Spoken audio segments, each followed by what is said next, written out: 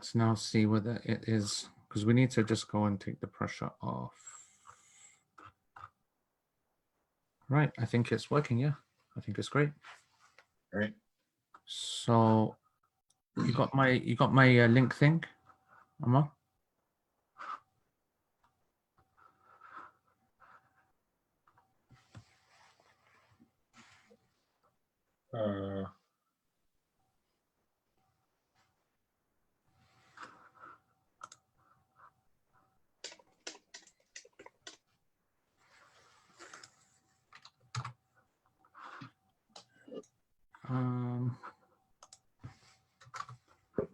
Yeah, I guess.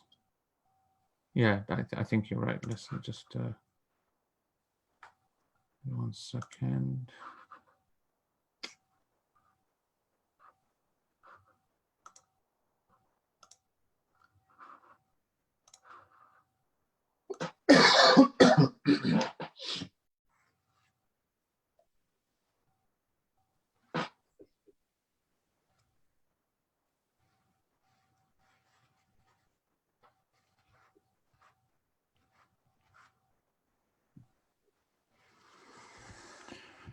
Right.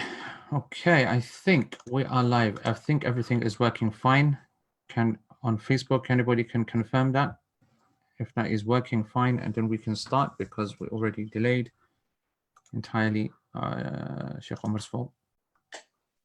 Don't choke. Don't choke. Don't choke. Yeah, not knowing how to work those lights on you. Well, we know the truth. You know what it is? Yeah, I got so excited last time when I was doing this. I was thinking, let me try and do this and see. I'm so smart. And then halfway through, I realized I didn't know what was going on. Right. I don't know whether Facebook is caught up or not. Anybody on Facebook? Is there anybody there that? Yep, it's working. I think they're saying it's working. Okay, alhamdulillah. All right. Bismillah ar-Rahman ar-Rahim. Alhamdulillahi Rabbil Alameen. اللهم وسلم وبارك على نبينا محمد وعلى آله وصحبه أجمعين. Assalamu alaikum wa rahmatullahi wa barakatuh, everybody. Jazakumullah khair for tuning in. It's myself and Sheikh Omar Suleiman this particular Sunday after last week's original session. We're not going to waste too much time. The title, you'll remember, of the presentation was Protecting Our Families in a Time of Crisis, with a focus in the first session on children. And you saw all of that last week, and I also on the Facebook page, and I think in the Zoom link, they'll put in the link to the previous video.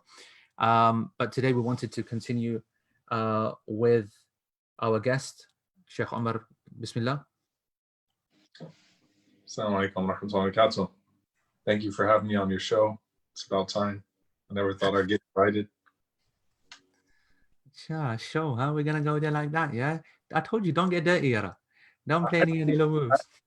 I'm just happy to be on your show, man. Allah. I wish this was my show. That everyone's talking about, mashallah. All the compassionate acts that you're doing, taking care of your neighbor. How's your neighbor doing? It doesn't come natural, by the way. Let me tell you that much. I have to watch 15 Omar Suleiman videos to be able to get the compassion to go knock on the door. Doesn't come natural, bro. What's her name again? Jean. How's she doing? Did you take her some milk? Did you milk her goats today? I went to her house yesterday because I forgot to take her some potatoes, and so I looked into the front window, and she's there, and she's watching the TV, and she's like, I looked at her for, oh my God. And then she went like that. I thought, but she's falling asleep here. So then I balanced the potatoes outside. You know what it is? The problem with the social distancing is that I don't even want her to come close to me now as well, because situation is a bit, she's obviously old. We've got to try and protect her. But anyway, Allah subhanahu wa ta'ala protect us all. Right, folks. So what we want to do is widen the scope of this particular discussion. Last week we kind of focused only on children as part of the family. Obviously this is part of Protect This House, which is the online class which closes in 3 days, and that class is covering all the first 100 hadith of Al-Adab al-Mufrad by Imam al-Bukhari alayhi rahmatullah. It's a commentary on that with a view to explaining parenting, family ties, and the challenges with parents and the obligation to look after them and what it means and all of the challenges that come with that. There's some sections on spouses and then working women as well, and all the issues that challenge the internal structure. Of course, that's become super relevant right now because people have kind of, recognized their family members for the first time after a long time. And, it's producing some interesting reflections for people. So we want to plug into that and then allow you guys then to go to the class afterwards to then get the full deal. But myself and Sheikh Omar are going to do it like we did last week, which is that we have 5 questions for each other that have not been vetted. I don't know what he's going to ask me. And he doesn't know what I'm going to ask him. And the first couple are going to be about closing off the subject of children. We've got a lot of comments that they want to know a bit more about that and want more depth in that. But we also want to speak about the rest of the family, and in particular, some of the more vulnerable members of the family. And I also want to maybe mention the issues of spouses. But I'm going to kick off the questions, all right? So my first question is, why did you not tell us that you have a sideline in trying to be a gangster? Like, what I just want to know that because we know that that's not your natural state. For me, I mean, this is what I look like all the time. I'm miserable day and night. Yeah. But why are you trying to look hard? And why are you trying to be a bad man? Is that because you've always wanted to be a gangster? I didn't even know that picture was being taken, man. I was just sitting on the couch. Right. And for you to smile, okay, it's just like, when I smile, like you smile normally, I have to get a massage for 1 hour because my face hurts so much. Yeah. So I want to know how that happens. That's the first question that we want to ask you. How is it that a person can smile that much, that easily? I mean, surely it's got to hurt. Is it May who's doing the massage, or is it Aboudi, or who's got the responsibility for recovering? Leave my kids out of this, so you're going to get that other face, all right? Our kids are off. Your kids have never seen that, okay? Never. What is that, man? Is this they haven't seen the other guy. Let me tell you something. I never got a thank you, man. After this picture, I made you famous, yeah? And then... That's true, man. I was nobody. I made you famous. I was looking for someone to sign me, and then once we put out that album, then that was it, man. That was a wrap. I got signed. Right, okay. Was that a question, or was that? Yeah, you wish. Yeah, you wish. All right, here's what we're going to start with.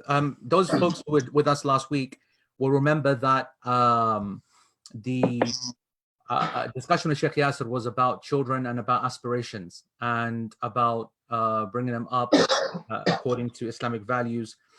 And you'll have seen that I discussed that there's a difference, definitely a marked difference between the more conservative, more well-established. I say well-established, I mean longer established. That's probably more accurate. Muslim community in the UK, more ghettoized, more socioeconomic levels is lower.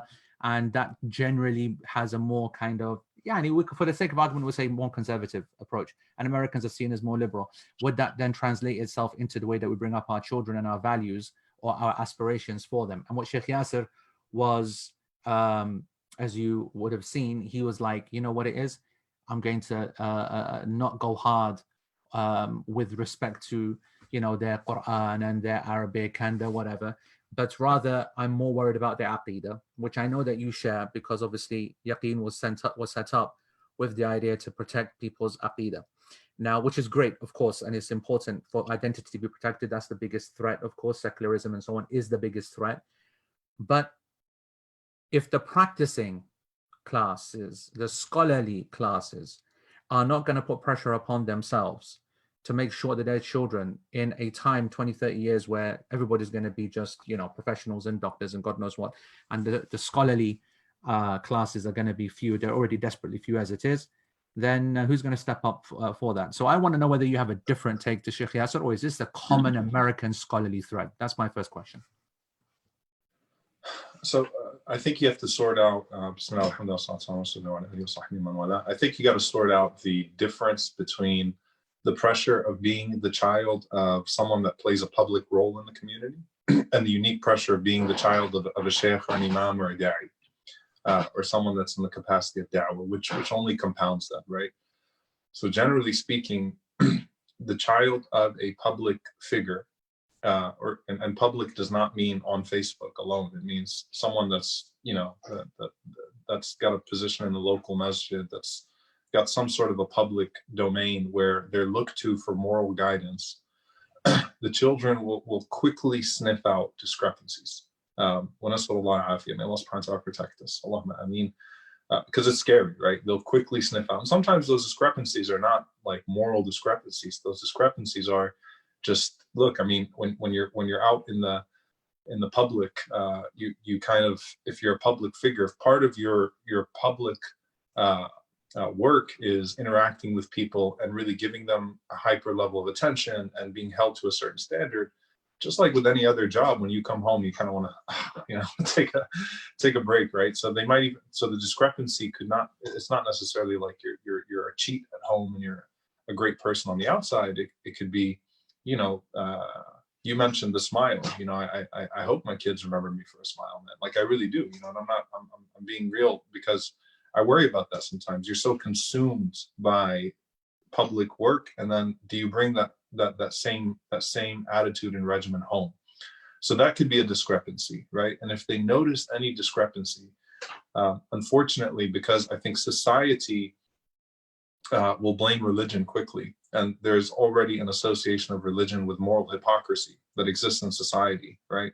And that's not just true of us as a minority, by the way. If that's true in Muslim majority countries too, right? You hear all these jokes about the sheikh taking off his lahya at night, his beard at night, put it in the closet, put it back on, all these jokes. And it's true with religion as a whole, wherever we are. So if they notice a discrepancy, their minds might go quickly to religion. That, oh yeah, this is what we all know about, Deen. Religion as a whole is backwards. There's a lot of pontification, but there's not real practice behind it.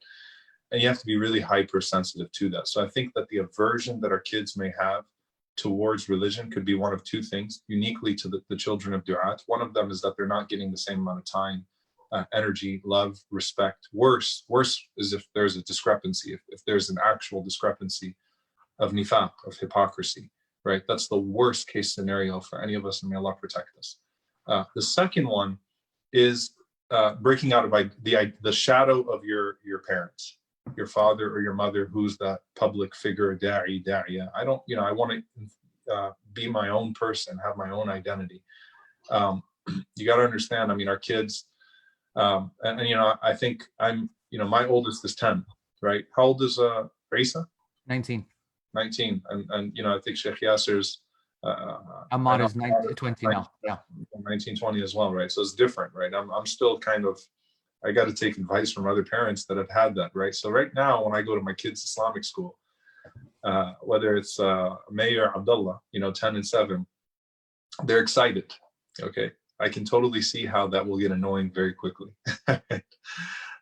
because you get sick of being bint al-sheikh wa ibn al-sheikh. You get sick of being the child of the scholar, and you want to enforce your own identity. You want to forge your own path. Now, I think what you have to do then is you have to help them see the value of those pursuits independent of you. The value of those pursuits independent of you. And so in the same way that when you're talking to the community, it is, hifd al-Quran, what's the value of hifd al-Quran? What unique value does it bring to you as a person? What's the value of ilm? What's the value of deen? What does it bring to you as a person? You have to repackage that and give it to your kid. And it can't be dad to son or mom to daughter. It's just got to be a sincere advisor and another voice in their minds. So that they're seeing their pursuit of the Quran as unique. They're seeing their pursuit of the deen as unique to them, that fits them. And I think that, and I don't want to go too long on this because it will take all day, but subhanAllah, I think that with a lot of people, what they realize, the identity crisis where someone wants to sort of, affirm their own identity, independent of the sheikh, independent of dad, independent of mom, independent of the community. I want to be myself right now. One thing that I do believe is that good parenting will always anchor someone back. Everyone's going to go through that phase, right? Son of a scholar, son of an artist, whatever it is. But good parenting, you plant those seeds and you hope it'll bring people back. And the last thing I'll say on that, subhanAllah, is like, isn't it amazing? You see the hidayah of Allah subhanahu wa ta'ala. You see people come out of the most toxic environment, no deen there. I mean, parents are a mess. There's no religion present, and then they really, you know, they rise to the occasion. And so that was what Sheikh Yasser's point was, right? His point was is that it actually is, instead of having such a pressurized focus on your own family, look for the community, for those people who will be coming out more naturally, right? Because we know, because we're from the same classes in that sense, in that, well, maybe you're different because your family is more practicing, quote unquote, family in terms of, you know, scholarly and whatever. But in terms of many of us come from a very non-practicing background, come out, that natural love for not being what we used to be is what you normally prey on as a mentor. Find that person, build them, and they're not normally the kind of folks in a practicing family, because they don't go off the rails that much, because the house is so protected, right, quote unquote. So you'll find a more natural fit, which makes a lot of sense, and it works, of course. But then, can you depend upon chance to find the next scholarly classes? You get the point? Yeah, no, I get the point. But I think that it's not that the crazy environment bore the great Muslim. Sometimes that is the case, because tawbah is very powerful, repentance and redemption is very powerful. But I think it's the unique pursuit that person uniquely had to pursue the deen. It's sort of like the whole, you know, like when someone converts to Islam and they really, really value their deen, there's just so much, there's so much more there than those that have had the gift of Islam bestowed upon them from their parents and were raised with it, right? So I think that's what it is. And here's what I told Sheikh Yasser, because we had that conversation one time. If you listen to people, you know how we say on the individual level, put your janazah in front of you, think about what you want your kids to remember of you, right? If you think about what we often remember about our parents, it's what made them good people. And if you could connect what made them good people to deen, that's just such a beautiful thing. And so when I had my faith crisis, I tell my dad this all the time. And I've written about it, and it's very personal. I don't like to reveal that much about that. You know, during the lecture about my mom, Allah yarhamha, was the hardest lecture I've ever given in my life. I rehearsed it 40 times at least before I gave it, so I wouldn't break down on stage. But I felt like people, you know, could benefit from two things. Number one, your superhero could be your parents. Like my mom, Allah yarhamha, finished the Quran 14 times her last Ramadan in her life. That's stuff you read about Kutub al-Salaf, right? Like it's just crazy how she was doing it all the time. But what saved my deen was not my mom, Allah yarhamha, it was actually my dad, because of the ihsan he showed to my mom in her sickness. And the way he would carry her, the way he would support her, the way he would love her. And I knew that he did that from a place of deen. He did that because he felt like the deen forced him to have those ideals of wafa and love. And he would report it back to the Prophet ﷺ. The way that he treated her, all those years of cancer and sickness, like that was to him, like that was his way of living the sunnah with my mom. So interestingly enough, my dad's example is what pulled me close to the deen, because I came to the place to say there's no way my dad would have been like that without the example of Rasulullah sallallahu alaihi wasallam. And then what enhanced my deen was my mom, Allah yarhamha, was like, what is it, like how in the world did that woman have that high of a degree of love for the deen, and what that did in terms of her khair for the world, I mean for people, was just incredible, right? So that was the enhancement. So if anything, my dad's part is the one that pulled me in, because I had to say to myself, if it wasn't for deen, he would not have been like that. And then for my mom, it's like, that's just ihsan, and it sets an example for me that I have to spend the rest of my life trying to reach, right? So if I remember my parents doing good things, and I can say they did those good things because their deen manufactured that in them, it's the same thing with da'wah to everyone else, right? It was rooted in the Quran and the Sunnah and the person of Rasulullah sallallahu alaihi wasallam. And so I want to have that same ethic. And so that's the opposite of the discrepancy, right?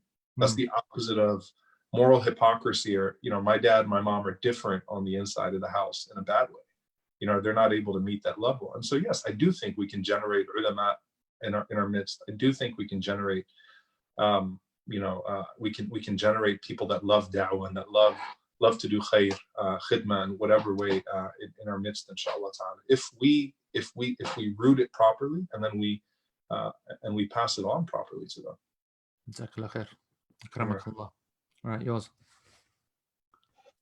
my question for you, it speaks more about, it's along the same lines that we were mentioning, but I think you're someone, and by the way, this wasn't a question I was going to ask you, but I'm going to ask you now because it's a tough one. All right.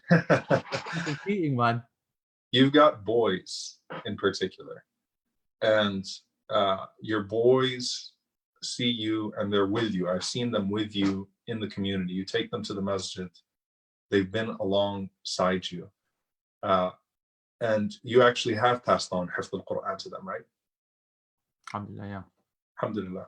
So I think my question to you in particular is, and this is going to be really personal, have your boys ever come to you expressing disappointment in something you said or did within the capacity of being a sheikh, and how did you handle that in particular? You said dig deep, not to go easy, right? Yeah, that's a good question, man. That's hard. Did they ever say, for example, like, I disagree with something you said, I disagree with, like, when was the first time you heard one of your boys say, like, I didn't like what you said there, I thought that was off, I thought that I didn't. Obviously, as you know, personalities are very different, right? Yes. I don't mean just that amongst the boys and the kids, but I mean, so my personality is very different to yours, is very different to Yasser's, and so on. And I would have to, because I'm struggling right now. I'm not one of those folks who have any problem speaking personally. The whole class Protect This House is literally a personal journey from beginning to end, right? It's literally, I realized that on YouTube, the original trailer for the class, right, is there, and Issa's like 9 years old, and the Imani's like a couple of years old, and they're sitting there on the we played a little game for the trailer. This class has put me out bare, and I wanted to make sure that I shared that entire journey from them being schooled and so on. And I would have to think in that journey, and I cannot actually remember being challenged on an Islamic point or a moral point in terms of from a Dini point. Fairness, absolutely. That's not right. That's not fair. But that I don't classify that the same. You don't mean that, do you? Right? No. I mean, you said your boys are old enough now to where they can disagree or say like, absolutely. Hey, I didn't get that. I don't think that's right. Yeah. So I understood you first time, and I have to be honest and say that I've not heard that yet. Is that because they are? So alhamdulillah, they're very, very studious, and what I mean by that is that they know that in this house, study is the way to, knowledge is the absolute number one commodity. And so they have been studying non-stop. If it's not from me, and primarily their mother, and then it's myself, and then all their teachers. And they have a huge number of teachers in different countries via internet, on site, locally, and so on and so forth. And the good thing about the mashallah is that they understand their place. Okay, they understand that knowledge is a key. They have the ability to open that door, to go in and start debating and discussing with people once they have the prerequisite of knowledge. They do not speak out of turn in that sense. And so I'm happy with that. I'm happy with that, not because it protects me, but because I want them to be able to challenge me with authority. Okay, now when the kids were young, obviously you have the fun kind of types of challenge where they don't understand what they're doing. I remember Yahya, saying that, I don't think that you're doing this right. And he wrote me a card, and, and he wrote in the ayah, Allahumma fil abi, innahu kana min ad-dhalin. Okay, so, which if anybody's listening is from the Quran.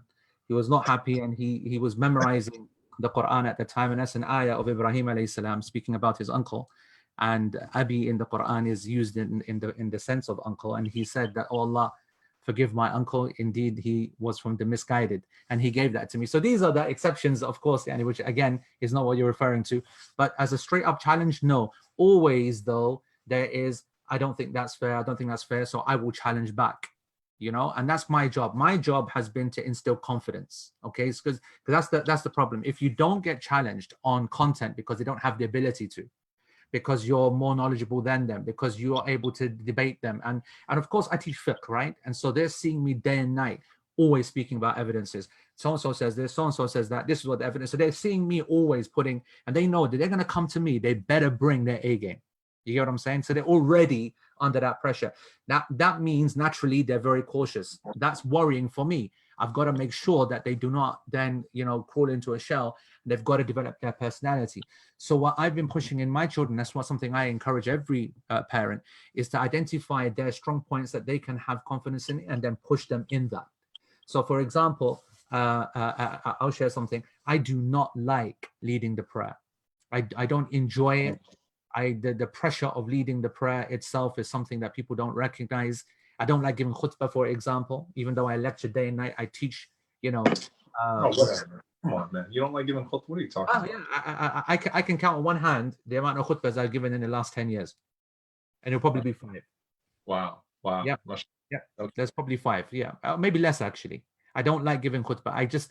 There's something about the member of the Prophet ﷺ which hurts me a lot. And that's my own thing. But in terms of teaching and the same content or deeper or more pressured, if you're talking about audiences, but that's day and night, right? So it's just something about that and salah. Whereas Isa, since he was young, mashallah, and the other ones as well, but just to focus on the eldest one, I've always told him that you are far better than I ever was and ever will be at leading. And I've seen his confidence in that. So my point is that although I've not been challenged from a knowledge point of view, and I hope that one day that does happen, the important part now for me is to make sure that I don't allow them to sit on, and to crawl into their shell. And we've got to make sure. And that's why I like Confident Muslim. The Yaqeen, it's called Confident Muslim, isn't it? Yeah? Yeah, exactly. Yeah, the sub-project of Yaqeen Institute. I think that the future is not just about protecting people from, ilhad and atheism and secular humanism, whatever, but to make sure that those folks, individuals that have got something to show are really put out there and they feel that. Because, it's infective. You see someone else doing it, you believe that you can do it. You see someone else doing a poem, like my kids, my younger ones, they love Buna Muhammad. Goodness gracious, right? They love Buna. They're like day and night, spitting bars, love it. They're not younger ones. And these things are infectious. So that balance between knowing your place, don't speak out of turn until you've got the knowledge, but you've got the right to challenge me as long as you've got the knowledge. Yeah, that's what I'd say. So it's actually funny you mentioned that, and I think it connects to the first question. I've noticed that with the children of Mashayikh, they enjoy listening to other Mashayikh more than their own. Standard. Flipping Qadi, man, in this house, man. The fish. Honestly, man. That's my nothing. We have a saying. Obviously, all the packs online will love this one. Garka murgi, dal barabar. I have no idea what you just said, but it sounded pretty violent. Man, of course you do, man. You're an honorable. The roast chicken or the chicken which is cooked at home is only equal to lentils. So you're a roasted chicken who's being treated like adis? Is that what I'm understanding? That's exactly what's happening here, bro. Look at this video, man. So when Sheikh Yasser, when my daughter, when May saw Sheikh Yasser, she said, "Oh, Baba, that's the Sheikh on Mama's phone." I was like, "Oh, we're yeah." Yeah, so my kids enjoy watching other mashayikh, obviously, and I've noticed that with in general with other mashayikh as well. And I even noticed, one of my favorite teachers, Sheikh Hamra Shishani, Hafidullah Ta'ala.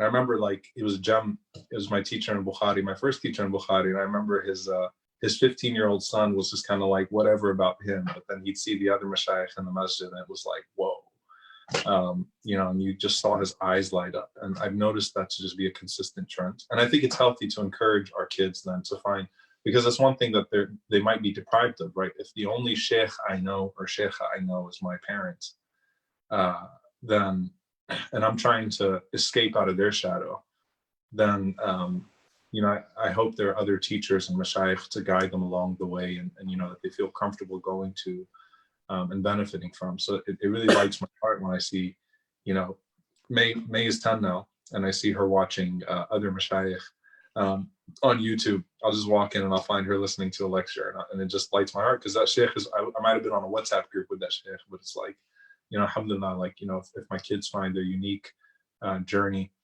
Abdullah Aboudi is my qari. He's a Quran, mashallah, and he loves the Quran. So when I see him, like, he's actually got like favorite qaris now. He's 7. He's got his favorite qaris, and like I see that, and I'm like, that's pretty legit, you know, that they find their own way. So we have to kind of facilitate that, I think, as people of da'wah, to where, as long, it doesn't have to be us that's giving them the da'wah. They've got to find their own da'wah as well. And what's the plan for Aboudi? I mean, is he actually the imam or what? No, he hasn't. He does the adhan and iqama. You know, I was telling subhanAllah, man, like with the quarantine, praying salah and jama'ah as a family is incredible. If those are, you know, if we didn't do it as a habit until now, you know, every once in a while we do it, but now, like, it's very intentional because the masjid is closed, and so just praying salah and jama'ah is just really great, alhamdulillah. So no, he hasn't led salah yet, but inshallah he'll be leading salah soon. Soon, inshallah. You know what? I'm gutted. I gave the greatest example in human history of Urdu thingy, right? And they said they didn't even hear it. And I don't even speak Urdu very well. And at the moment that I said it, the flipping sound went. So I've got to repeat it just for my own. Is that Gar ka murgi dal barabar? Okay, remember that one. Say it again. I don't even Gar speak ka Urdu. murgi. Look, I don't even speak Urdu, and I can tell you're saying it wrong. I can hear the accent. You know, speak it. So. Wallahi, you know what? You know, obviously the Paks, yeah, they're vicious, yeah. They hate Pathans anyway, and then they hate their Urdu even more. We are so rubbish at speaking Urdu, man. It is really bad. So when I speak it, I'm like a coconut. Yeah, I need Pathan speaking. Oh man, I get cussed, man. But anyway, alhamdulillah, at least this is right. This is right. Anyway, right. Okay. Key. Let me put you on this in this situation. What's become super clear in this particular quarantine is just how little we appreciate the family, their little quirks, their identities. We're starting to, you know, people are in super contact. And obviously lots of jokes about this, a lot of memes about that as well. I think that people had that little high at the beginning of the quarantine, and now we're in that kind of period where people are starting to become fed up. And I want to speak about obviously the domestic violence that's increased. But before I come to that, before I do come to domestic violence, I think that what has happened with respect to our attention span with our children over the last 5 years, and then in quarantine now as the period has gone on, is that we become very quickly bored of the human experience because we're so excited by the digital one. Our obsession with phones is there. Now, you'll know, and I'm going to be very straight up, I find yourself and Sheikh Yasser, whatever, completely glued to your phone. It drives me absolutely nuts. And you remember that, and it still does that, and I really, really get upset by that. Now, I'm not saying that as a goody two shoes. I just hate my phone. There's something in my heart. I hate the WhatsApp, the messaging services, blah blah blah, and I try to avoid that as much as possible. But I know that whilst you are a very heavy phone user, you're also one of those who will go straight into that whatever they call it when you abandon your phone. You've done that a few times. What do they call that again? Phone fast, social media fast. Phone fast. Yeah, social media fast. Yeah. No, so now honestly doing tech fast as a whole. Don't even have tech, you know, the whole whatever. You've tasted both sides, and my theory back on the issue of kids is that, so I only gave Isa, much to his annoyance, a phone last year. And, you know, these are things that none of the kids will forgive me for another few years, but no one else and I have, you know, someone who's nearly 18 or 17, 16, 15, all this kind of kids, right? And they're absolutely obsessed with getting a phone. They're not going to get a phone. And obviously there's a theory about trying to manage it. If you don't give them a phone, then they'll never know how to use it. Then it'll be a mess up. And I accept that school. You've got to show rules and you've got to whatever. And then you've got my school, which is not a chance until they're an adult of exactly of what it is. So you, having seen both sides, for me, what you're seeing in terms of the family now split back up again, and now everyone's now separate, and the kids are now just playing their games now. The first few days was all about links being thrown around, the free resources, maths, this, that, Google doing this, BBC have launched this big campaign. Everyone is really focused. Now everyone's out in the garden, kids are playing, everyone's chilling, and we're just now very comfortable now, 10, 15 webinars in, we're doing a webinar every day, and we've just gone back to our normal separate lives, but in our own houses. I genuinely think that this is because our attention span to our devices is more of a love than our family. What do you think about that? So I think you're absolutely right. I mean, I think that tech addiction is not just a problem for the kids being glued to the screens. It's us being glued to our chats and to our text messages and to checking the news and stuff like that. So everyone's got their own addiction and their own attachment to their devices. And you know, subhanAllah, like one of the things that we put on our kids, right? We got time limits. So you know, again, none of my kids have a phone. They're not old enough to have phones. I'll probably. When's it going to happen? What age are you looking to do that? I'll probably, you know, and you know, alhamdulillah, my wife is stricter than I am with this stuff. Alhamdulillah. Good for her, you know, alhamdulillah, all power to her. So she's more strict with the tech stuff, and that's a good thing, inshallah. So we'll probably be on the later side of things, because, you know, I look at childhood friends, I look at those whose technology was a lot more limited than us, and they were upset with their parents at the time. They definitely felt disadvantaged, but you know what? They excelled when they grew up. When they went to school, they excelled. They excelled in their personalities. They excelled in their accomplishments. They excelled in their perception, their ability to grasp. And so I think, you know, I'd rather that my kids be a little bit more upset about not having as much access to technology now, but thank me later for it.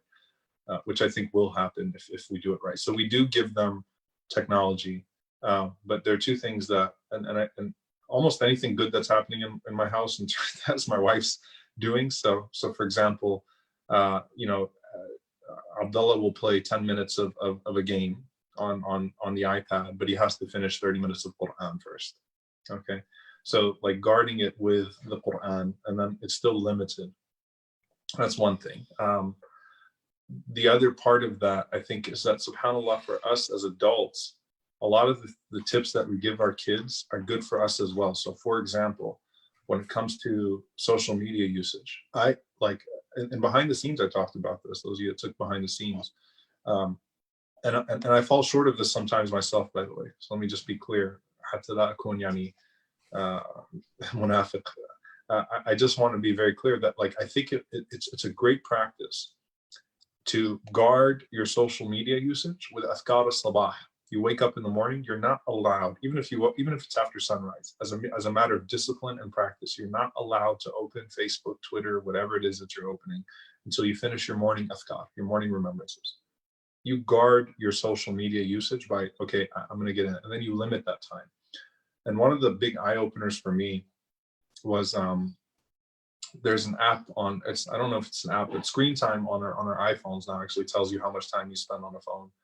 And I remember the first time I looked at that and I was like, whoa, you know, you don't think about it, right? It's so second nature to us. And that actually caused me to think very deeply about disciplining, you know, technology use. So limits, placing self-imposed limits on myself in terms of how much I'm allowed to use. Again, sometimes I fall short, but in theory and in partial practice, right? Putting limits on how much I'm allowed to use certain apps, for how long is my phone allowed. And I check my screen time every week to make, you know, to see if there's a trend, right? If it's gone up or down. So it's important to self-impose limits. Having seen, now getting into the family side of this, one of the things that we're doing now is we're playing games together as a family, but it's like, subhanAllah, we're taking it back to like just the basic old school games, right? So like our favorite game is hot potato. You know, like it's just, we just literally throw around the ball and do hot potato, right? Like, and whoever has it at the time is it, right? You don't know what it is, you gotta look it up online. I'm not gonna sing the song for you right now. But like basic stuff, right? Like going back to like some of those basic games, you know what, that's the kids' favorite thing to do. Like their favorite thing to do is an old school game, but we play together and we have that time together. It's daily, it's not long, but it's what they look forward to. Now, with the screen time stuff, however, and I'll end with this, I think it's important to put away the phone for example, when you're having lunch, when you're having breakfast, when you're eating together as a family, put away the phone altogether. Everyone has to talk. Everyone has to eat together and speak together. What I'd also say is that where there is some gaming that's going to be done, like if I, so my kids play 10 minutes with me on my phone. So check this out. And I'm not saying this is a good practice. I'm just giving, what I'm doing right now, right? So I have a game for me and a game for Abdullah on my phone, 10 minutes each. We play it together. So even though it's technology, there's still some family bonding time. So the way we play together, you lose, then I go, then you lose, and I go, and then we do it in 10 minutes. It's over. Great time, 10 minutes. No one got addicted. No one spent too much time. And there was some family bonding that was in that as well. So I think technology is good in moderation, but find a way to introduce checks to where when they're used, it comes after something that purifies the heart. And then the second thing is doing it together if you can, where there's room to do together. And don't underestimate the value of some of those old school games that are just basic, but they have great bonding time embedded within them. Okay. So my turn to question you. Okay, sorry, man, I'm not used to this format. I gotta say, man, you are so lame, Yani. I don't know what you want me to do, Yani. Just send up a sign like that. Your turn. I'm sorry, I'm used to moderators and proper setups. And Allahu Akbar. Hafsa, yeah. you heard that, yeah? Oh my days, you just dissed our girl Hafsa hardcore. No, she's great, but she's in the background right now. All right, so. All right. My question to you, Mr. I Hate Technology, is social media redeeming itself right now because of all the da'wah that's online? So my answer is that it? That's it? That's the question? Yeah, the second part of that is what do you fear when we do get our masjids back? Do you fear that some of the ways that things have moved on online, there's this whole idea of like the world order has changed forever through this pandemic, right? Are you afraid that some of the things are going to stay online now that have sort of been moved online? Like we're actually introducing a layer that's a little uncomfortable where we're not acknowledging anymore that this is suboptimal. Okay, like that this is not the best way to go about things. So I'll do the second one first. Not afraid at all. Not afraid at all. Alhamdulillah.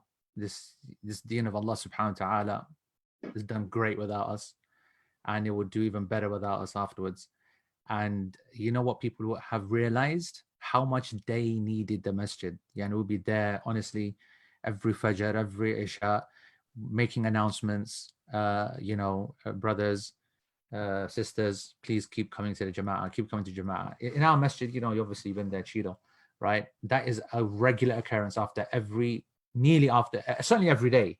And one of these two prayers, Imam will turn around and give a quick reminder. No books, no nothing, just a quick reminder. And almost always it will be about keep coming, keep coming. I don't think you'll need to be saying that for a long time. And I don't just mean the counter reaction or the release of relief that everyone's going to rush. That's going to happen. You're going to see when this is over, people are going to flock to the haram. People are going to flock for umrah. People are going to flock to the masjid. That's going to happen. But I mean actually that I do think that our institutions are now going to be valued more. These locations are going to be valued more. People are starting to become aware of Islamic realities that they weren't aware of before. Like, for example, the issue of the whole, people passing away and the need for them to be buried and whatnot. There are people out there that think this is like the first time this has happened. They don't realize that people are passing away every single day. And there's always been a shortage of people who are trained to do it and do it properly. Today we did a ghusl for an uncle. And I had a number of the volunteers there to make sure that they understand how to do it for a COVID patient. And effectively, those who knew, there were some who knew, someone who had no idea. Those who knew, they said there was no difference between that and the Sunnah Ghusl. I said, oh, well, absolutely. That's the whole point, that we have to educate the people that there's nothing new here. So I do think that Deen is going to continue strong. And I don't think that these online things will damage that. I think they won't damage that. Just to answer that second point. But for the first one, no, I don't think that social media has redeemed itself. because in my question to you, you focused on the aspect of time and benefit and making sure that you have control, which is important. But what I really was hoping that you would speak about, and now you will, is what the impact of the small time, I'm talking about the controlled minimal time, has had on the way that we interact with human beings. Like you will know more than anyone, you're attacked day and night. Yeah, we're all attacked day and night online. And these people, they're like lions, right? They call them keyboard jihadis, keyboard warriors, whatever, whatnot. But they are the biggest social introverts that you've ever seen when you come across them in real life. And you always come across them because someone else tells you this is so-and-so. They'll never have the wherewithal to be able to present themselves. They don't have that ability and so on. So it's clear, we know that social media really plays with the minds of people, and it reprograms their personality, their identity, their conscience, their entire being. Now, that is an easy, cheap example to pick on. The real example we need to focus on is how much we appreciate being with our partners. Okay, yeah. How much we appreciate being with our children, and how bored we get. And why is it that our children, they are in the state that they are, is because we did not put in the hard yards with them, because you get bored very quickly with children. It's when I say that, people think they're 4-year-old and 3-year-old, and that's just nonsense. You could spend a whole year playing around with your 3-year-old and a 4-year-old. Let's see you do that with your 14-year-old. Let's see you do that with your 16-year-old. Let's see you do that with your 11-year-old who's putting hijab on and says, I hate you for making me do this. Let's see you spend that a level of time and love investment with your children, when that 5-10 minutes of, let's imagine you're super big on your screen time and all your restrictions, but you are getting such a titillation of your friends, your heroes, your role models, or addictive videos, prank videos, the gamers, this, that, whatever the genre of the actual thing is, there's so much entertainment out there. And I remember Hamza Yusuf himself said, I don't know what, 10 years ago, he goes, the entertainment industry has only one aim, and that is to entertain you to death. And that is absolutely spot on. The level of investment that goes into these different fields of entertainment is specialized stuff. I'm sure you've given lectures on it. I certainly have, about how scientifically the investment goes in to ensure that people are attracted by red as a notification color versus X. It's all meant to reprogram the mind. When it's reprogrammed, I'm telling you that we are struggling. And if you look now, if they say absence makes the heart grow fonder, well, we've got to be careful now that the opposite doesn't come true now with our spouses in this crisis. If absence makes the heart grow fonder, what we're realizing is that time with our spouses and our families is actually pushing us apart. You're starting to rediscover, and your qadar of each other is coming down because of how much more exciting, more prioritized in our minds everything else is. So that's my real concern. And I don't think social media will ever be able to redeem it because of that permanent damage that has occurred. Allahu A'lam. You're right. SubhanAllah, I think just as a nasiha, and there's one hadith that scares me. The Prophet ﷺ mentioned that the worst of people is the one with two faces, who goes to this group of people with this face and this group of people with this face. And that was a person in the same physical space with the same emotional, mental connections of a human interaction. But how many personalities do we have? Like when you meet someone, and actually, let me look inward. Let me just talk about myself, okay? If there's a discrepancy, we're talking about discrepancies in the Muslim community and discrepancies in the community space, and then coming home. If there's a discrepancy between my online and my in-person, I'm a jerk in one of those two, okay? But I'm really nice in the other one of those two. Which one is really me? For the perspective of mujahadatun nafs, I should be thinking that the worst one is me. All right, and the other one is a convenient cover and a convenient escape. So if I'm really bad with my akhlaq and bad in different ways, like in one of those two realms, which one is actually me? I need to work on that one, because that's my real nature, and the other one is giving me some sort of a convenient cover. Now, that being said, and I want to point to something that struck me a few years ago. That famous saying, Suleiman ibn Abd al-Malik, when he asked Abi Hazim, why do we hate death? And he said, لأنكم أمرتم دنياكم وخربتم آخرتكم فتكرهون الخروج من العمران إلى الخراب أو تكرهون الخروج. الخروج, of course, yeah. الخروج من العمران إلى الخراب. That why do we hate death? And he said, because you built your dunya and you've ruined your hereafter. So you hate to leave that which you've established to that which you haven't established. And psychologically, that's where we usually talk about a test scale with life and death. But one of the things that we do is that we've got these realms in our lives. We've got our workplace life, we got our social life, we got our family life, we got these baskets, right? And one of the things that can happen to us is that if we're ruined in one of them, we escape to the one that makes us feel like we have great worth and that we feel like we've established well. And so if I'm screwing up with my family life, I had the convenience to run to work and to just put in extra work because I feel good at work. I feel like I'm being appreciated. I feel like I'm growing at work. I feel like this is meaningful and valuable. Now you're stuck in the home. So what are you going to escape to now? Right? And hey, I'm going to escape to this. I feel good online. I feel good in this realm. I feel good at where you can literally create your own world. Absolutely. Right? Complete create whatever world and persona, whatever you want. And that's a horrifying reality of escape. And that has implications, by the way, even with intimacy, right? So the like pornography, what it's doing to people's minds and what it's doing to people's hearts and the destruction of it, right? It's not, it's increasing impotence because people have created their online space. It's, of inventory and intimacy, and they don't know how to be intimate in real life anymore, right? So subhanAllah, it is the destruction of the mind. It is the assault on it. I think the question that we always struggle with is how much of it can be redeemed.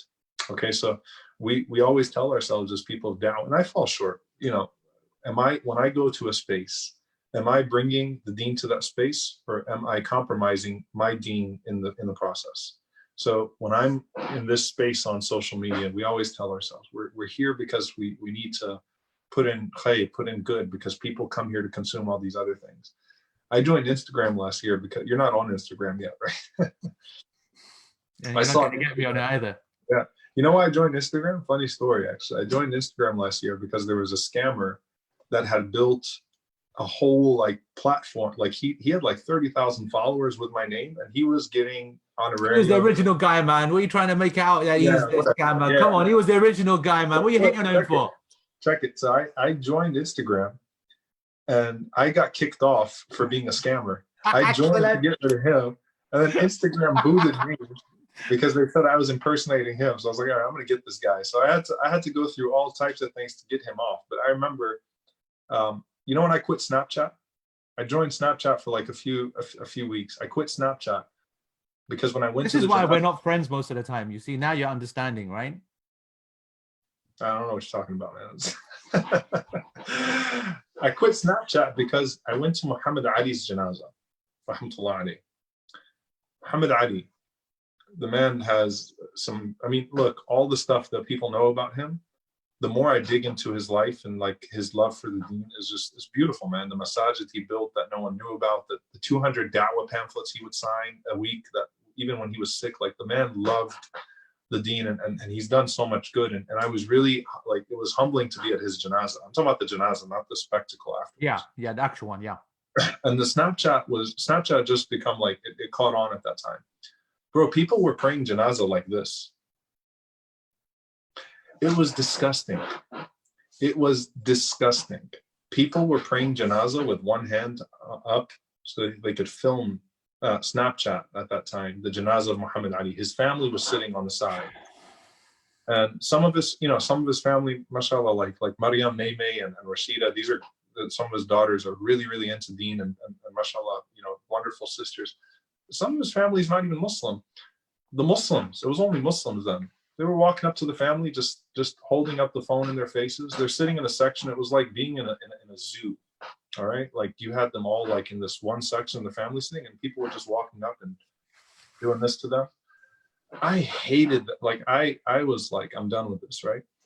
And I joined Instagram because I wanted to get rid of a scammer, but it scares me how people what people are doing with these things to themselves. And I don't want to just raise a bunch of red flags. I do think we should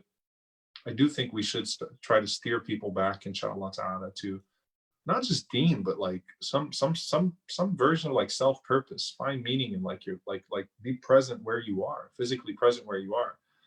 And it's basic things, but like when you're in your grave, there's also a physical space there too, right? There's no, we used to talk about and it still has value.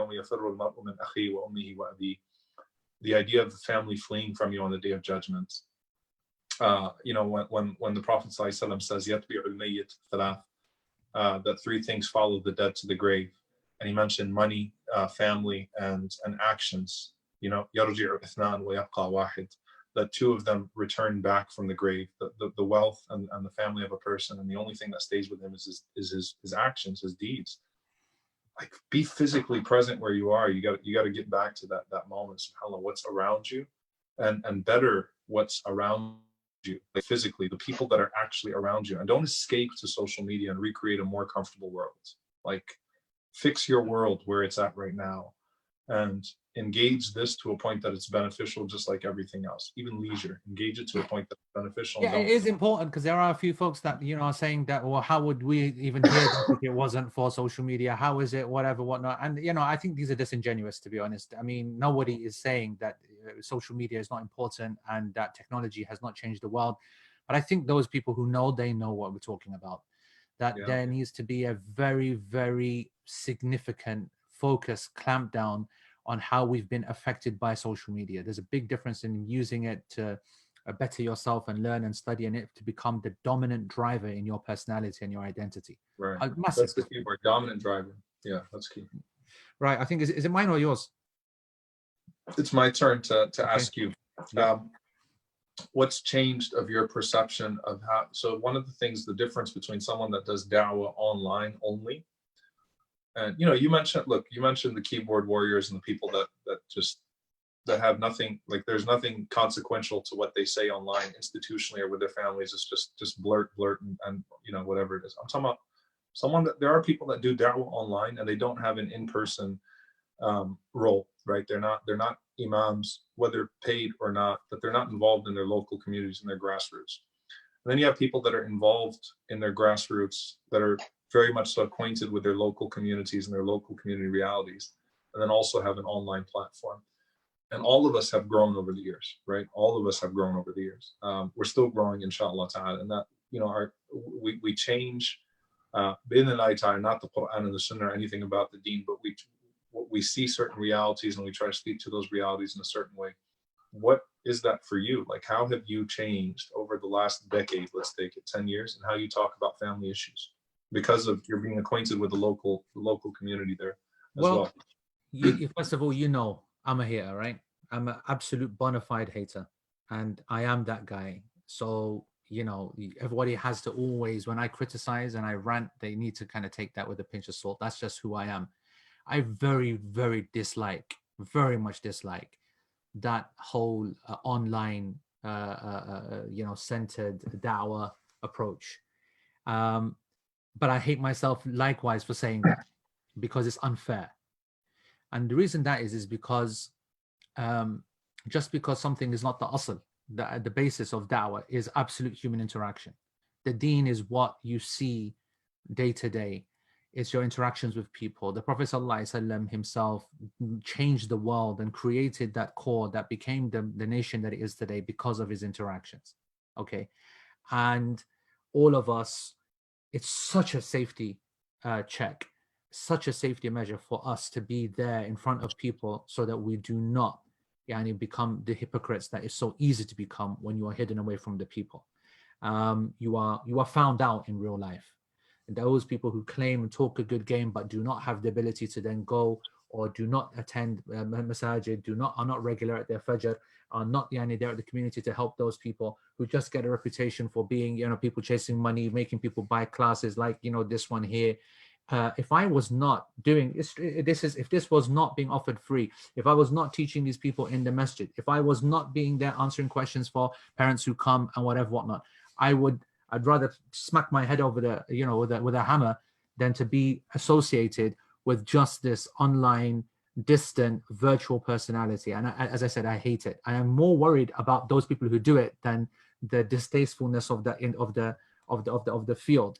those folks, so easy for them then just to, as you said, take the lihya off, take the beard off, take the hat off, turn the camera off, and then go back to this different reality. And you might say they're sins, and a person keeps those sins, private, and Allah has kept it private. So what are you worrying about? Everybody sins, but they just sin in different ways. No, there's a big difference between someone who is cutting themselves off of any form of redemption or any way of trying to protect themselves, and knowing they're entering into a field where there is no protective mechanism, where they are not in front of the people, where they can be seen.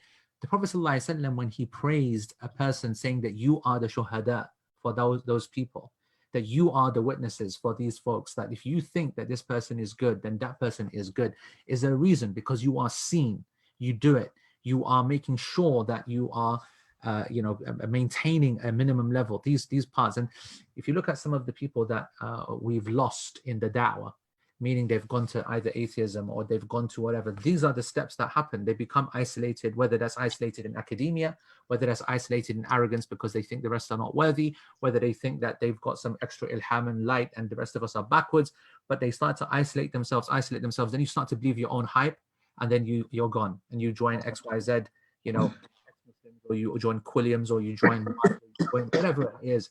So to be held accountable publicly is very, very important, and that's what I have learned. However, I am cautious against myself, because the Prophet ﷺ did say that people will come that will not see me, that will not be here, that will not be hearing firsthand, and their level of iman is this, and they will achieve this, and they will open this. So it's not right to write off the entire Muslims who never come out in public. There are some people, there are some students that I know, right? And obviously in America, that must go by 100 times more. But there are some Muslims that I know in this country that are students. They are living in non-Muslim households, and they're practicing a complete undercover religion, completely undercover. They do not have the ability or the permission to come out. And their iman and their impact upon others is incredible.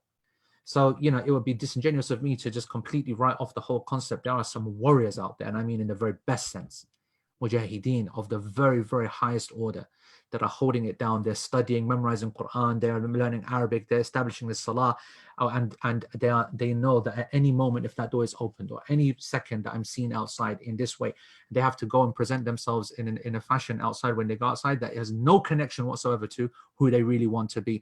So I am careful that I don't completely lose the plot. But no, I do think a public persona, I think local work, I think local accountability is a very important lesson that you learn when you start to become so excited at the beginning. Oh, I've got an online audience, I can do this from my screen, it's so easy. You don't get questioned about it, you don't get challenged about it. I remember Sheikh Yasser saying to me when we were setting up the classes like 10 years ago, and we never had one on mu'amalat, right? And mu'amalat, obviously money matters and so on and so forth. And I said, yeah, so do it. And he said the reason that nobody's done it is because they don't want to be in public asked the question. It's always easy to teach the theory, but anybody who is from the Tullab al-Ilm, or students of knowledge, or even the scholars, they will know that to be asked in public a question on mu'amalat is not like answering a question on salah or fasting or hajj or whatnot. People have found that it's easy to teach certain subjects from the security of your home and not being in front of a live interaction. And the top Muslims have got to put themselves out there. They've got to prepare better. They've got to be more aware, and they've got to hold themselves accountable with the public. Those are my points. Wallah. Well, I think on a personal, so everything you said is spot on. And again, nasallallahu afiyah. I think we have to ask ourselves to be protected from those things. And al-insan la yaqa' bil-ghurur aw bil-'ujb. Just the thing. Because you're involved in your local community, I am involved in we know what we're talking about. It's not trying to box it. It's actually, I want us to think, if you could sort of give some personal nasiha on how you, having been exposed to the local reality and being someone, you did a ghusl today of mayyit, right? You're there, you're not just theorizing this stuff online, you're part of a local community. How have your own views changed? Can you speak to, where you think your views have changed in the last decade? On some of these issues that are being discussed in this class, for example. Yeah, but see, this is my point. Authenticity is what everybody is looking for, right? And so you can either treat this as a badge of honor. I don't just talk the talk, I walk the walk, which to be honest is a bit pathetic, really. Okay, because that's the kind of thing, that's the exact, as you said, al-ujab itself, and the ghurur that you would fall into, that heedlessness, or that, you know, being so impressed with myself. I'm not impressed with myself one little bit. It's brilliant to be knocked. And that's the, as I said, that's the great thing about being out there in the public. Yeah, but you can't hide. You can hide very easily online, just writing, and just, you know, and recording videos even, you know, that's a whole different step up when you present yourself. But that's the reason why for the longest time, you always use an anonymous name.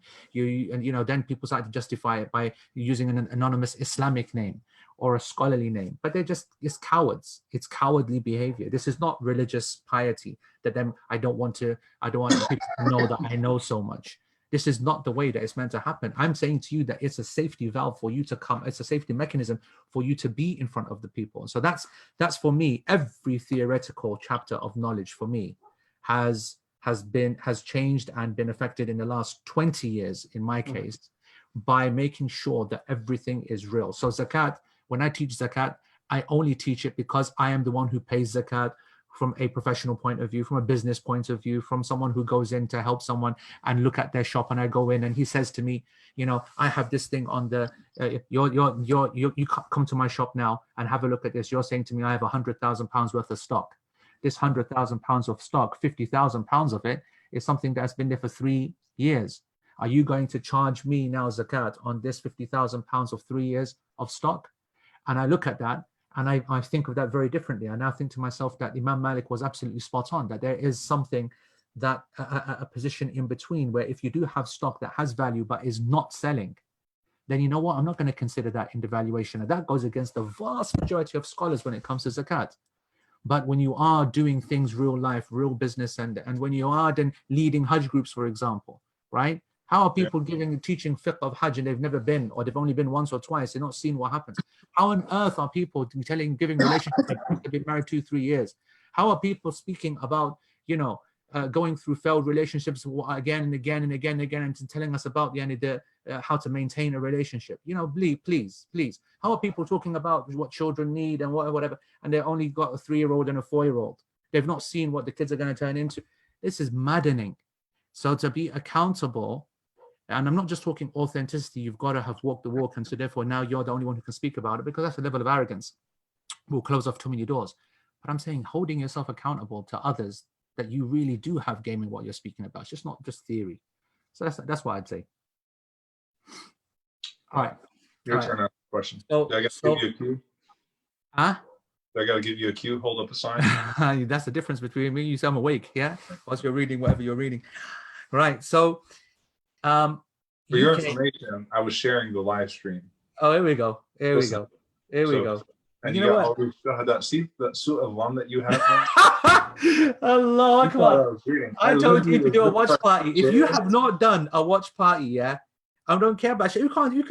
You can't share a link. I've never done a watch party. Exactly. That's the whole point. I wanted you to do a watch party to see what actually happens, because I see it all the time. Watch party. I've not been able to do it. Don't know what it is. I thought at least my guy, Big Giant, is going to be the first person, who's going to try it at least. I press share on the link, man. That's all that counts. Let's see what happens. All right, here we go. Let's take it real and let's make it serious. UK domestic abuse up 20% from the last 3 weeks. China, divorce rates now in Wuhan tripled. They said the monitoring service, whatever, has seen a tripling also in divorce in Xi'an. Now, for those folks who don't know about China, Xi'an is one of the heavily Muslim areas, relatively speaking. So there'll be Muslims part of that as well. Divorce. So the rates, that's officially, gone all the way to the services. As for the other hundreds of thousands, that are now in the situation where they're living in fear because of their spouse, and again, it goes back to what I said before, they don't even know their partners, they don't even know their families, and now that they're forced to actually be with people who they consider substandard to the A standard online. And you speak about pornography, all right? that is the obvious thing now. People are realizing that pornography is not even just the disgusting nature of it. That's a cheap argument now.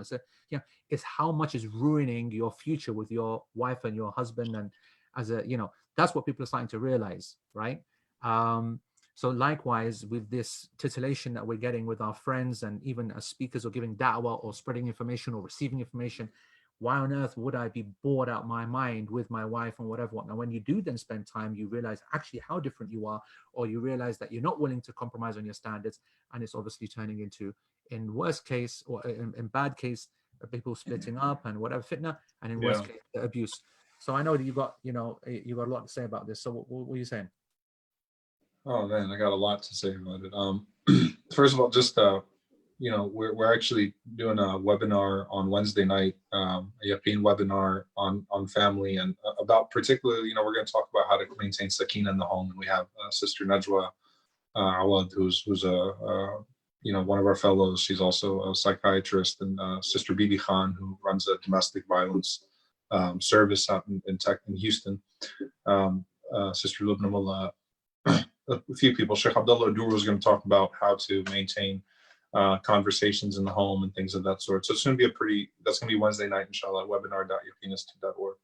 That's not a shameless plug, but I just think that they're going to say some more value. It's important because people are not willing, and I'm sorry to cut you up, but people are not willing to address this, right? The issue is that if we were mature enough to recognize that that difference was always there, those different standards were always there, but address it. Let's sit and talk about it, learn.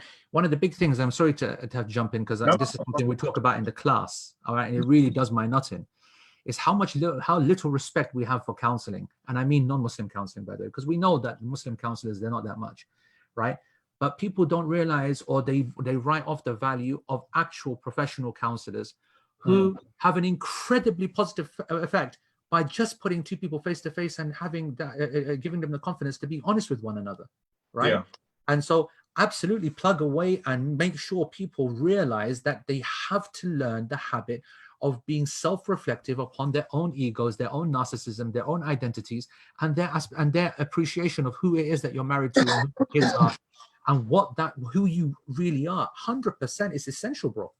Yeah, no, Jazakallah khair, and what you said is really valuable. I was on one of I was actually on a call with a bunch of different leaders from other faith communities 2 days ago, and they were talking about particularly the importance of religious voices sort of filtering out for their communities that view some of these things with deep suspicion, what's good and what's not. And so from us, I think obviously we need more Muslim counselors. We definitely do.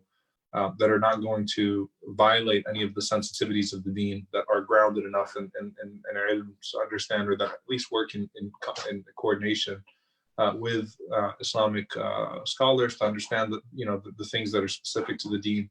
Very few people that are scholars and counselors. That's a very difficult hybrid person to find. There are some people that really that have not mastery, but have like a really strong competence in both Islamic knowledge as well as counseling. But some of the things that you just mentioned, like when it's something like communication, when it's something that's not a dini in its nature in terms of a fight over huquq or rights, or just like the value of having someone to counsel to help you get through communication barriers, help you get through guilt, help you get over things from the past, help you get over trauma. Those are things that are intensely valuable, immensely valuable, and we need to push people towards them. I'll tell you that from my perspective, I'm very surprised, hurt and surprised that there's a growing number of cases, particularly, by the way, of fathers that are violently beating their children right now. Okay, and that's what I'm hearing from a lot of people in my community. People that wouldn't, so there's obviously the fear of an abusive partner, that's striking their spouse. The fear of someone hitting their children, but hitting their children very violently now because of the frustration of the uncertainty of, am I going to get my job back? Am I not going to get my job back? What's going to happen to us? SubhanAllah, it's been heartbreaking. So for me, the message is that I personally received a lot more domestic violence calls. And this is anecdotal. I don't know what the American stats are right now with the text. I just know that they're rising, and that there have been numerous news articles about the rise of domestic violence. But it's not just the spousal thing right now. Like, I've never had more people complain about their spouses hitting their children violently and angrily like I have in the last 2 weeks. Never. SubhanAllah, never in my life. I've been through Hurricane Katrina, so I've been through that disaster where there's uncertainty, people out of their homes, and sort of communities in refugee status, and the violence that comes with that. But the thing with Katrina was that you didn't have families living together as in one unit of a family. People moved into shelters or other houses, and they all kind of stacked in, so it kind of offset some of that particular tension. But right now, people being closed in together, now's the time for us to really try to demonstrate sabr, patience with one another, and to actually, I think that one of the best ways to offset tension is to acknowledge that the tension is there. To say, like, look, I'm struggling with this right now, and I need you to help me. And if I'm a little more, if I'm suddenly defensive, or if I'm getting louder, it's because of my uncertainty with this. I apologize in advance. I'm going to try to maintain it. So actually saying, like, look, there is a tension. This is not easy for me, and I'm going through something right now. So especially spousal, like, I need you to help me, check me with myself and the way that I'm talking to the kids right now, so that frustration doesn't get out of hand and then lead to something undesirable or violent with you or with the children. And that's both ways. That's husband and wife. They're unique challenges that could set off either one right now.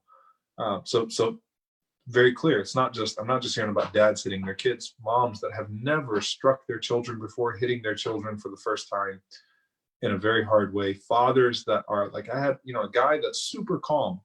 Like, I never imagined this guy to be violent, punched this 5-year-old in the face, closed fist. And his wife is like, I've never seen him go into a fit of rage like that. Right. So it's we have to be vulnerable with ourselves to say to our spouses, like, look, I'm feeling this uncertainty, this deep tension right now. I want you to be aware of it. How can we work through it? How do we talk through it? Let's kind of revisit it together about what we can do. Now, the problem becomes when you have a partner that's not willing to talk about that type of stuff, right? That's just in constant violent rage. And I think that's where, we have to start to offer some very unique solutions, inshallah ta'ala, considering the fact that it's not like I can just go to my friend's house right now. I can't just go to a friend's house. I can't go talk to someone. I can't go sit with the imam or the counselor in person right now. How do I quickly, make the most of this? And I hope that the institutions that deal with tranquility in the homes will, inshallah ta'ala, rise to the occasion, and we support them in doing so, so that they can help manage it with the unique constraints of this crisis. In a domestic violence victim not being able to get the support the way that she or he might have been able to in the past, or how do you get a counselor on Skype or Zoom? It's not ideal, but sorry, did you lose me? While it's not ideal, you're back. Yeah, you're back. Okay. While it's not ideal, it's better than nothing, right? And so getting someone, people that put off counseling, say when quarantine is over, lockdown's over, and we can go get counseling done. No, get it done now. Find someone that's going to take it over a Zoom call from now, inshallah ta'ala, so that you can start to nip those in the bud, because these are unique challenges and things are very volatile. Can set off really quickly. So hyper self-awareness, inviting the other person to check you, and having that type of relationship, not just in how you're dealing with each other, but if there are kids in the house, like, hey, was I too rough? Let me know, pull me back, remind me. Let's try to work through this, and let's acknowledge that tension that's in the house right now because of all of this. Now, Jazakallah khair, because, and by the way, everybody, this is now where last 8-9 minutes, and then we close, and we've got to Sheikh Omar as the last question to close with. I'll say this, that these people keep putting it off, not being honest with themselves, or not having confidence to deal with it, or we'll sort it out later. They need to realize that this is a long haul. People thinking that it's going to be done according to bloody Easter, according to flipping, I don't want to cuss him any more than he deserves. No, you cuss him all you want. The problem is that our cusses and our language is not suitable for your audience, bro. So the him, right? He is obviously, it's got a big eye on the whole economy, and we're all focused on that. But this is a long game, and even if it ends, people's jobs are not coming back immediately. And we know that people are under a lot of stress and financial. I mean, these are not excuses, but it's the point is that people thinking that it's going to get back to normal. It's not. So it needs to be. All right. Anyway, so this last question, then, bro, is yours, and then we. Last question to you is that you teach pure Pesa and you teach this stuff on family, and you brought up the financial constraints and difficulties. One of the things that's going to happen very quickly are the fatwa that are going to allow things that are ordinarily haram to be made halal because of darurat, tabih al-mahdurat, al-mashaqqatu tajlibu at-taysir. People are in difficulty. They're going to need to take jobs, whatever job they can find. Conventional mortgage. I don't know how the case is in the UK, but I might have to put my house on a conventional mortgage now because the Islamic companies are too high. How Islamic are they in the first place? A lot of questions are going to come suddenly. Like, Amjad put out the fatwa here. They're respected ulama, teachers, right? About the certain small business administration loans right now for masajid that need to pay the bills, and so they're ribawi loans unless you can pay within a grace period. But that's, these are questions that are really going to come up. What are some sort of guiding principles right now as we go into that space where people are going to have someone that really has a lot of taqwa, and the only job they get is work in a grocery store, or doing, the equivalent of whatever Uber Eats is in the UK, driving things around. I've got to deliver haram. I've got to work in haram. I never wanted to take haram. And what are some guiding principles? And I want to add one layer to that too. I know it's a long question, but like people bear a lot of, people are going to feel some resentment towards Allah Azza wa Jalla as well. Why did I get put in this situation? But uniquely, I tried to stay away from haram. Why am I in a haram situation of earning right now as well? It's a loaded question. Sorry, but it's a loaded question. Yeah. Worst question ever. Question, miles off the topic. Question, 7 hours required. Question, that is going to make me the enemy of all the people. What did I do to you? What? Because I showed you a picture of you being a gangster. This is what my jaza. And it was a nice edited picture. It was, you were looking young. It wasn't edited. Just FYI. I think they edited you. They photoshopped you a bit. As long as you admit that I'm added afterwards, yeah. Listen, obviously, in the time that we have left, I can only say this: that there's no doubt that the Sharia is there to help people in what they think are impossible situations. As you said, al-mashaqqa tajlib at-taysir, that difficulty brings ease. When a situation becomes difficult, it becomes then easier from an Islamic ruling to try and give a solution. The Sharia will allow certain things which are haram in a desperate moment. But you've also heard the phrase that these fatwa, which are to be gone to in an emergency, that a person should try to exhibit a taqwa qabla al-fatwa. Try to be as one with the deen of Allah subhanahu wa ta'ala as you absolutely possibly can before you're forced. And what I mean by that is that we need to calibrate ourselves what we think we can handle. All right, because it's very easy to just say, I don't think I can do that, or I have to, I must. It's a necessity. And the definition of necessity in the books of fiqh is one thing, and then in real life it becomes something completely different, and desires get involved. And one of the, obviously these trials are sent by Allah. Let's not, whitewash this virus. It is a real trial, and it's a severe punishment for the people who will fail it, and it's a great blessing for those people who will respond correctly. So if we're not learning on this trial, learning on the job, then it's become a punishment for us. So one of the things that we must learn is how it changes our mindset, and how many of us have realized that we are now able to be sufficient more than we used to before, that we could give up certain luxuries that we didn't think possible, that the issue of space, how ingenious, he says, might sound menial, but how we reappropriate space in our houses, for example, how we reappropriate things, that like how much we've realized that now that we don't have an income, we would take the car less, for example. If we need to go and get shopping, we'll now walk instead. The idea of, and everything, as you said at the beginning of this session, you said this is a world event that will change life forever. And it really has, and it's being forced upon us, but life can change as much as it wants. If our mindset doesn't change, then we haven't succeeded. So we have to be able to be folks that realize that, you know what, if I have to now spend less, if I have to eat less out, eat different qualities of food, if I have to move to a smaller place, then I think I can do it. You've got to challenge yourself. You've got to press the reset. You've not got to assume who you were before and what luxuries you were expecting before.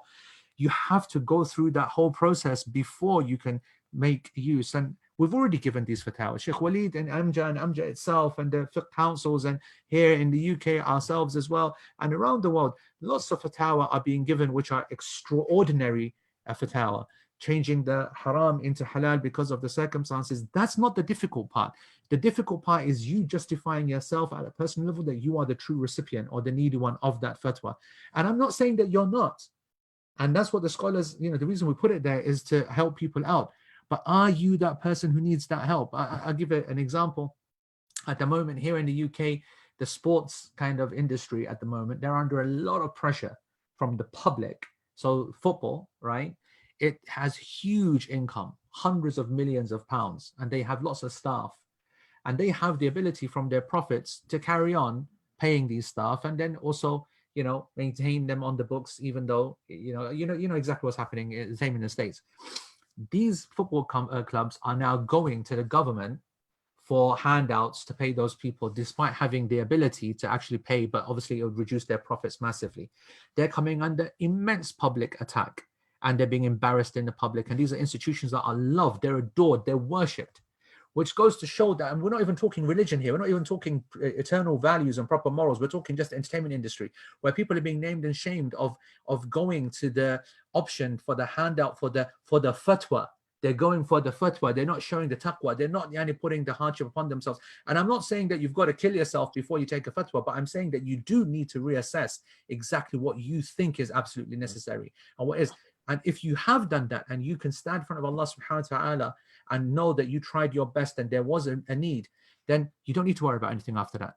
Your action of haram is not haram in the slightest. Once, that's the whole point, that we take that responsibility. That's the blessing of the senior scholars. When they give that fatwa, they took it that they will stand in front of Allah and they say that we wanted to give them a solution in an impossible situation. And that solution is an action which they do, and it's not haram at all. It's like in a normative circumstance. So that's there, but we can't help the people recalibrate. We can't do the learning of the lesson themselves. That's what I'll say in the short time that we have. I think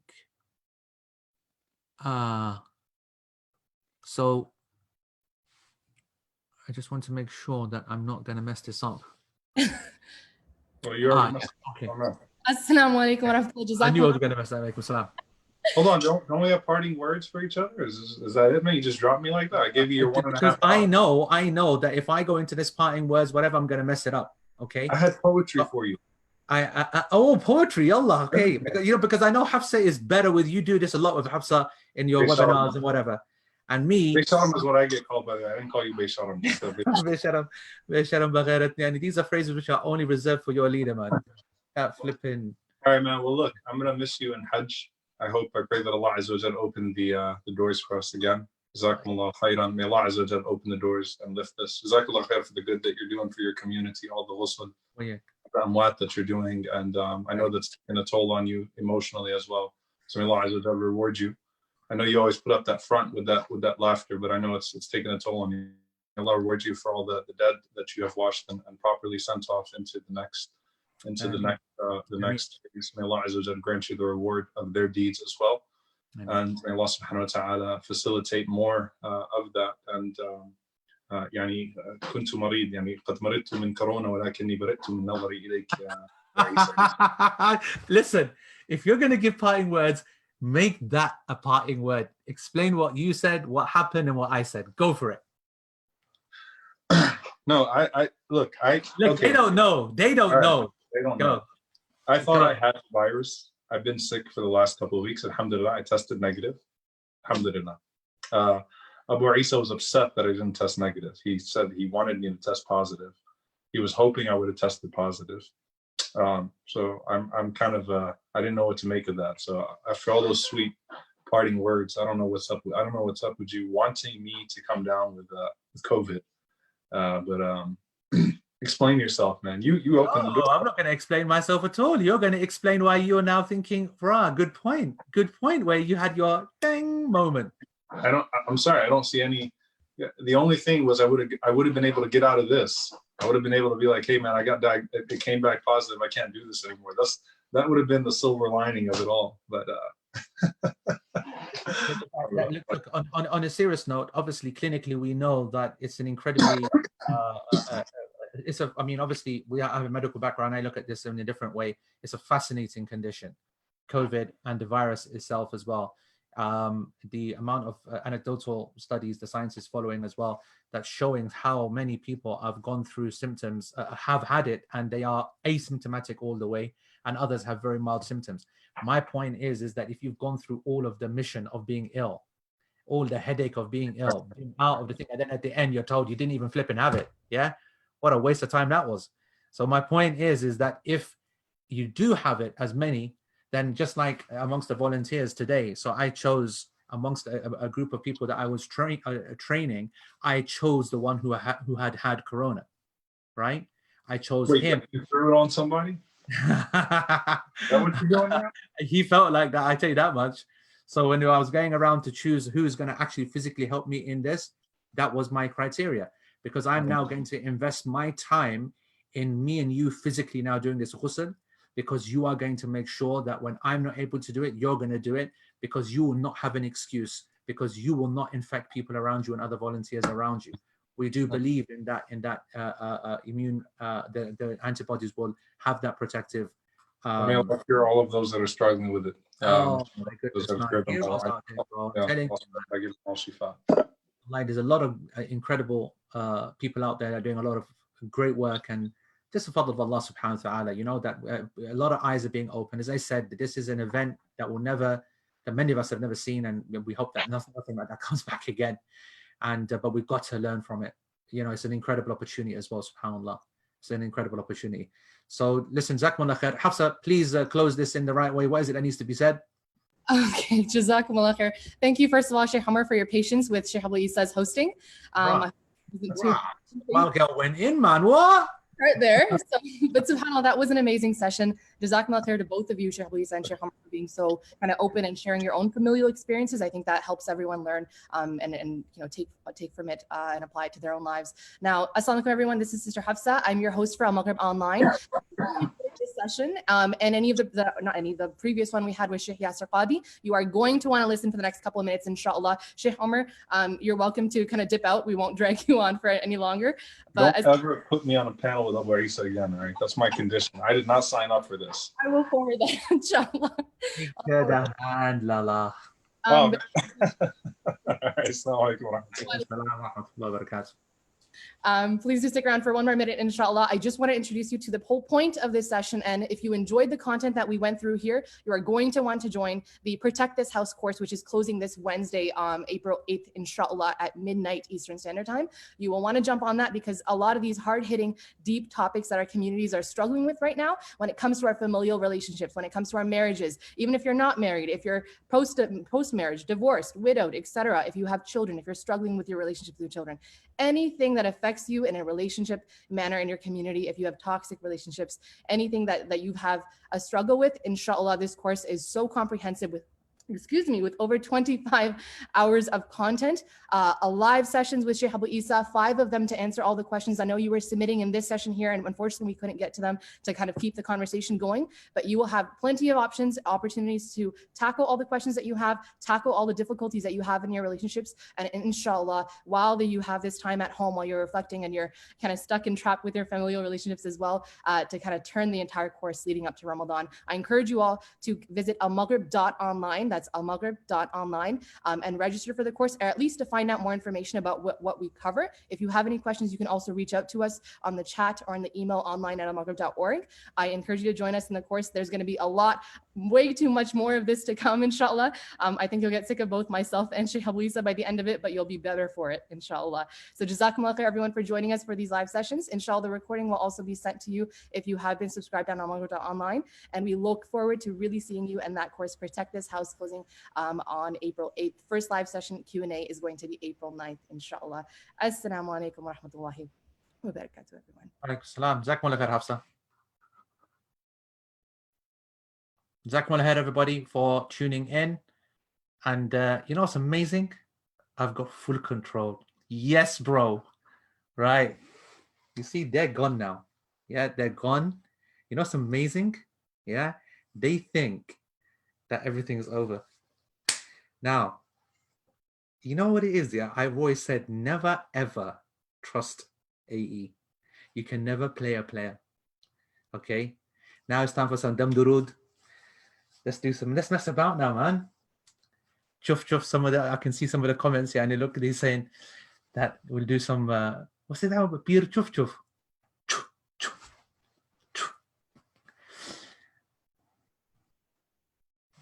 1 second, guys. I need to get a drink now.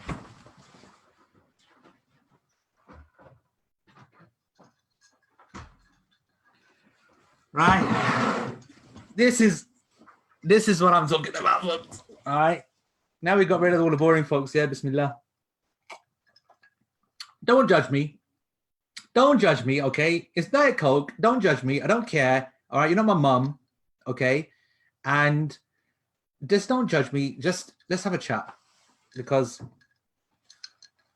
Salatul Isha is going to be established. I don't know when the kids come running in, then that's what time Salatul Isha is going to be. And I'm just going to keep this going for a little while. Someone was asking some question. I don't know. There was someone who was saying something. They were saying, what does it mean? Gar ka murgi dal barabar. Okay. Gar ka murgi, the chicken which is served at home, and chicken here is, I know that people look down upon chicken nowadays, right? They said chicken, of course, a slice of lemon, Shireen, yani 100%. They said gar ka murgi dal barabar, that the chicken you have at home is only seen like dal. You know, people are disappointed. Basically, yeah, and you got your scholar at home and nobody cares about you one little bit, and they're listening to Flippin' Yasser Qadi on YouTube. That's basically what we're talking about. All right, okay. What else? Who's my best guy? YQROS. Oh, that's a good one. Who is my best guy? Wallahi, to be honest, Omar Suleiman, honestly, he's too much of a nice guy. And for me, I'm not a nice guy, right? So, and Yasser, he's got a little bit of, you know what I mean? And Yasser definitely more irritating. And I like people who are challenging, you know what I mean? So, and Yasser, to be honest, I've known since Medina, since donkey's years. So, Wallahi, it's flat. Bint Umar, it is so flat. Okay? It's so flat. You know what's amazing right now, guys? I'm being messaged left, right, and center by all of the Maghrib folks, yeah? All of the admins, all of the whatever. And they're saying, you've got to stop it. You've got to stop it because the recording, we need to send the recording. Well, guess what? You shouldn't have made me host. You should not have made me host. This is what you call power. I'm in their account, all right? This is like 1,000 account. You can do what you want. Everybody's watching, blah, blah, blah. And, all the rest of it. And, man. So let me tell you something interesting, right? I don't know where the kids are. This is proven, by the way, that the kids weren't even watching it. They're lazy bunch of hacks, man. I thought that they were watching, so they would come for me and say, right, let's do salah, which proves that they've not been watching. They've been just messing about on whatever. So, if you guys remember, I bought a coffee machine. It's been on my desk for 3 years. 3 years. Yeah. And you know what happened? I just did not have the time to reach across and to use it. This is the milk part. Yeah. And Hiba, my little girl, little one, 5 years old, she comes, or 6 maybe even. think she's 5. She comes and she says, hey, you know what? If you don't use this now in this holiday, she thinks it's a holiday, obviously, then, you know, what's the point? So I said, all right. So I stopped. Oh, sugar. If you don't use this. Oh, you know what? Listen, guys, let me show you. You know, someone just came and tried to close it. Did you see what happened? You know, someone just came in and they don't realize that I'm the host. They just tried to, you see that? They tried to come and sabotage it. Just, you know what? Bring all your people. What are you going to do? I just went straight in because I'm the host. I went and I right-clicked it and that's it. Out. What? Now another one comes in. Watch this. Yeah. Remove. Gone. Gone. That's it. Removed. You can't come and mess around with me, bro. What? I'm chilling now. Anyway. Wallah, I wish I could show you what's on my screen. Yeah. They came in, tried to take the hosting off me. They're gone now. That is it. Right. So listen. So anyway, I just want you to know that I promised her and I don't want to ever let my girl down. So I used it yesterday, first time. I made a thingy. The capsule. Oh, sugar. Hosting off me. They're gone now. That is it. Right. So listen. So anyway, I just want you to know that. All right. There we go. Gone. Got rid of them as well. You know what it is, yeah? Third person came in. 3 different accounts tried to come in and kick me out. Who do you think you are? Who do you think you are? This is my class, you fish. Right. So, anyway. What was I saying? Anyway, yeah. So, I look at the coffee capsule thing. This thing here. Yeah. Now, this is the capsule. So, I said, yeah, that would work. And I look at the date. 1.5 years out of date. 1.5 years out of date. Now, did that stop me? Do you think that stopped me? Are you kidding me? I put that bad boy in the machine and I'm telling, oh, sugar. Please, come on. Come on. Hey, get out. There's like 20 of us. Get out. Who the hell you think you are? Get out. 1 second. Remove. That's it. Removed. Gone. Gone, mate. Gone. Right. Anyway. 1.5 years out of date. They're back again. Listen, I'll keep kicking you out. You don't understand. You'll be banned. Right, there you go. You're removed as well. Ridwana gone. Thingy gone. Right, anyway. So, yeah, so I put it in and, you know, you put it in the machine, you put the thing down and put the water through. Sick coffee. That shows you it's a mug. They're just making you buy. They want me to basically sell this, yeah? Sorry, they want me to throw it away and buy more. Why would I do that for? What would I do that for? That's absolutely fine. So I'm telling you now that, you know, this date's out of date, blah, blah, blah. Don't believe any of it. I'm drinking coffee now. I've had 4, right? And I think now, obviously, you can't do the serious stuff like medicines or whatever, even though I eat paracetamol and ibuprofen 1 year out of date. But that's just me, but I can say that. But this is 1.5 years out of date and it's fine. So that's coffee. The Coke is flat. It is flat. And the reason it's flat is because I put it into my glass at about 5 when I came back from the thingy masjid, and I didn't get to drink it because I had to prepare on this, that, whatever. And that's it. All right, folks. Are we carrying on? Someone got anything fun to talk about?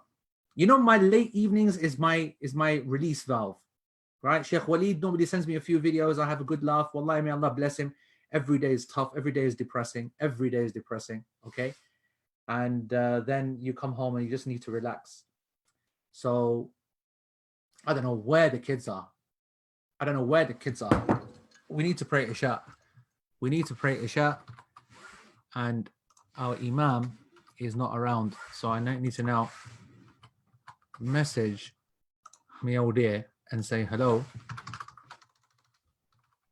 Let's pray. What's going on? Right, come on now. Let's do a couple of questions, something fun. Don't give me no hard questions, fiqh questions. I've had enough of that, man. I've got stuff to write. Tomorrow is so depressing about people dying, turning off machines, this, that, doctors playing God. Now I'm here to relax, man. Now I'm here to relax. So can we just, like, you know, 5G conspiracy, 100% yani not a conspiracy. Definitely 5G is a very dangerous technology, as you've seen. It's definitely burned all the brain cells of all the people who are is talking about the conspiracy, which is proof that it's dangerous. That's a proof. Okay. Which of my kids are like me? To be honest, I think all of them have got something. Are these kids going to pray or what, man? Keep your fiqh of death double weekend, not single weekend. If you Pakis would actually come to the double weekend class, then I'd keep it, wouldn't I? You know what I mean? It's you lot who, and what, 10 people are not going to support a class. This class, by the way, that's being advertised, you know, it costs 60 grand to record. And you type Pakis are just watching a webinar on thingy. You go out and buy the class so that you can make another one. You know what I mean? You see, people are doubting that I don't have a Terry's chocolate supply. Listen. Okay. I have Terry's on call. Now, I'm gonna show you something. There is a way to be able to eat Terry's. All right. You first of all have to take off the sticker. All right. This is an ilm for you. Now they're trying to message me from all different angles. Yeah, this is what they're trying to think, that they can emotionally blackmail me. Different people, different whatever. They should never have given me the account. You take off and you create a bit of space. Then you just make a bit of a space like that, and you have to like this. Okay. Then you get it like that. You see what I'm saying? Okay. And then you just go Bismillah. From the fridge. And yes, I do have a fridge in my office. The greatest luxury a man can ever have. All right. No.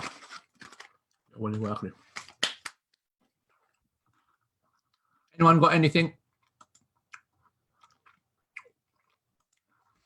interesting?